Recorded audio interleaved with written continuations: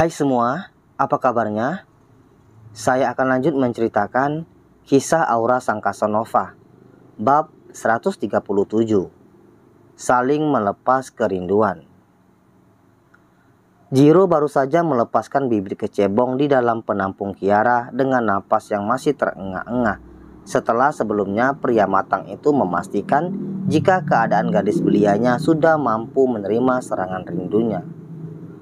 Terlihat Kiara terdiam ketika merasakan sudah sampai di garis finish yang memenuhinya. Nampak terlihat wajah Kiara berseri-seri tidak seperti biasanya ketika Jiro mengakhirinya. "Why baby?" tanya Jiro dengan mengusap lembut wajah berkeringat Kiara. "Entahlah, tapi aku merasakan hal yang luar biasa malam ini," ucap Kiara sembari menggelengkan kepalanya. Terlihat raut wajah penuh dengan rasa lega tersendiri, walau napasnya masih naik turun tidak beraturan. Mendengar jawaban Kiara, Jiro pun bisa menyadari jika memang hal yang barusan dia lakukan merupakan pertama kalinya setelah menjalani operasi pelepasan vaksektomi non-permanen. "Mungkin karena aku sangat merindukanmu, dan kita sudah lama tidak berjumpa untuk melakukannya," jawab Jiro memberi alasan dengan logikanya agar Kiara tidak terus bertanya-tanya dalam hati. "Tapi rasanya beda Jiro, sangat berbeda dari yang biasanya," lanjut Kiara.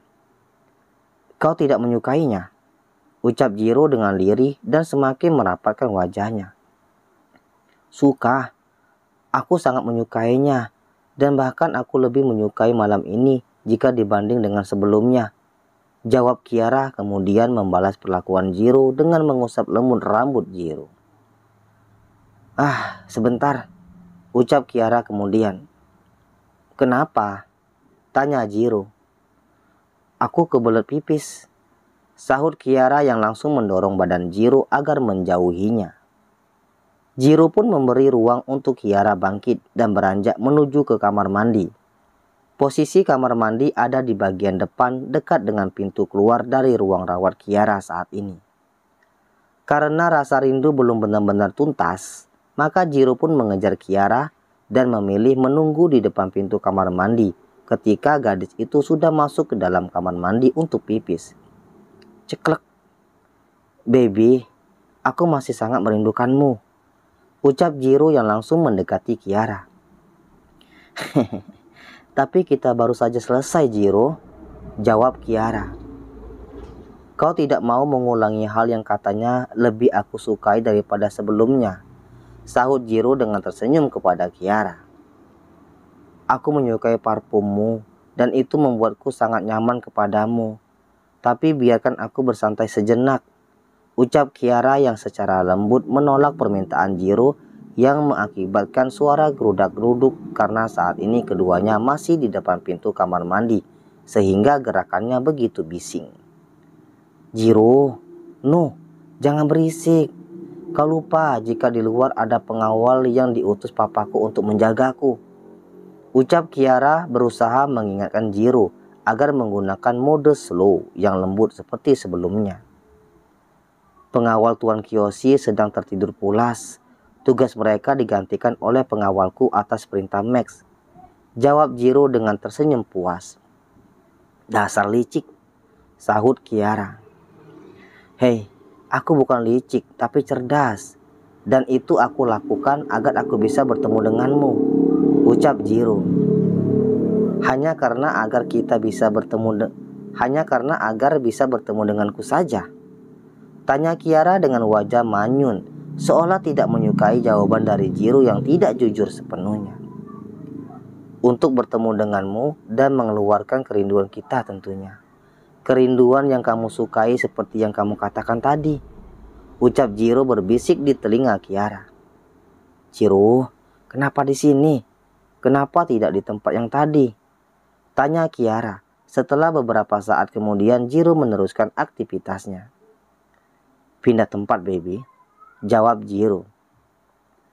Keduanya kemudian kembali berisik dengan suara gerudak-geruduk di depan pintu kamar mandi, yang tentunya karena posisinya sangat dekat dengan pintu keluar, maka tidak dipungkiri jika kedua pengawal Jiro pun mulai terlihat gelisah karena mendengar suara berisik dari dalam yang mereka sendiri langsung bisa paham suara tersebut, hingga membuat keduanya langsung menyumpal telinganya dengan handset. "Kau ada handset 2?" tanya pengawal 2 kepada pengawal 1. "Kenapa kau ingin memakai handset juga?" tanya pengawal 1 yang malah menjawab dengan balik bertanya kepada pengawal 2. Tidak ada. Aku tiba-tiba merasa gerah dan ingin mendengarkan musik-musik saja. Ya, hitung-hitung agar tetap terjaga di sini dan tidak tidur," jawab pengawal 2 dengan beralasan. Namun pengawal 1 yang sudah menyumpal telinganya tidak peduli dengan jawaban dan alasan dari pengawal 2. Pengawal 1 tetap cuek untuk memakai handset agar tidak mendengar suara berisik dari dalam yang membuat dirinya merasa panas dingin. Ternyata menjadi pengawal pribadi Tuan Jiro jauh lebih berat daripada turun ke lapangan langsung untuk melakukan tugas. Batin pengawal 2 yang terlihat begitu menderita karena suara berisik dari dalam terus terdengar dengan skala waktu yang lumayan lama. Hingga akhirnya karena pengawal 1 merasa kasihan, maka pengawal 1 membagi handsetnya bersama-sama dengan pengawal 2. "Jiro, kau mau bawa aku kemana?" tanya Kiara ketika Jiro tiba-tiba mengangkat badan Kiara dan membaringkannya di atas sofa ketika bibit kecebongnya akan lepas landas karena tidak mau bibit-bibitnya tumpah di lantai dan mati semuanya begitu saja. Beberapa saat kemudian terlihat Kiara kembali lagi merasa sangat lega dengan keringat membanjiri wajah dan juga lehernya dengan posisi yang masih terlentang sambil tangan Jiro yang mengusap lembut wajah dan juga rambut Kiara.